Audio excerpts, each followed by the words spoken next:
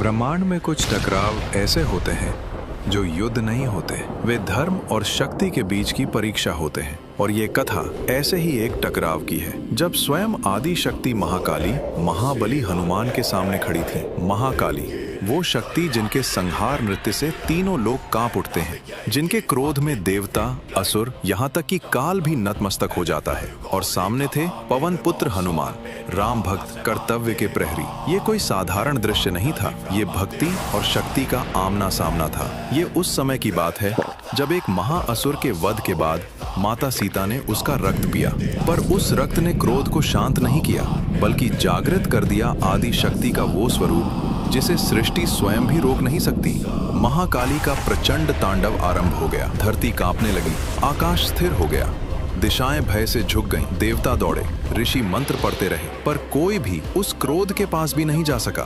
तभी देवताओं को स्मरण आया एक नाम, हनुमान, क्योंकि यही वही हनुमान थे जिन्होंने पंचमुखी रूप धारण कर अहिरावण का वध किया था। यही वही हनुमान थे जिन्हें प्रसन्न होकर महाकाली ने अपना क्षेत्रपाल, द्वारपाल नियुक्त किया था। इसी विश्वास ने हनुमान को उस विनाश स्थल तक पहुंचाया। जैसे ही हनुमान वहां पहुंचे, उन्होंने देखा माता महाकाली अपने पूर्ण रौद्र रूप में थीं। उनके चारों ओर विनाशकारी ऊर्जा का ऐसा कवच था कि कोई भी पास नहीं जा सकता था। हनुमान ने हाथ जोड़े, प्रणाम किया, हे माता, आप मेरी आराध्य हैं। पर क्रोध में डूबी महाकाली कुछ नहीं सुन सकी। अगले ही क्षण महाकाली ने अपनी संपूर्ण विनाशक शक्ति से हनुमान पर प्रहार कर दिया। महाबली हनुमान भूमि पर गिर पड़े, घायल, रक्त रंजित। ये हनुमान के जीवन की सबसे बड़ी अग्नि परीक्षा थी। एक ओर माँ, दूसरी ओर सृष्टि का धर्म।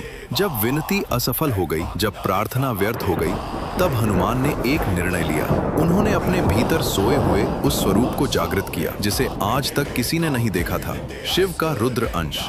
जैसे ही ये रूप प्रकट हुआ, हवा ने बहना छोड़ दिया, पत्ते स्थिर हो गए, समय मानो रुक गया। ये महाकाली की माया नहीं थी, ये हनुमान की अटूट राम भक्ति की शक्ति थी। प्रहार से पहले हनुमान ने मन ही मन श्री राम का स्मरण किया, हे प्रभु, यदि ये धर्म है तो मुझे शक्ति दीजिए। और तभी महाकाली ठिठक गईं।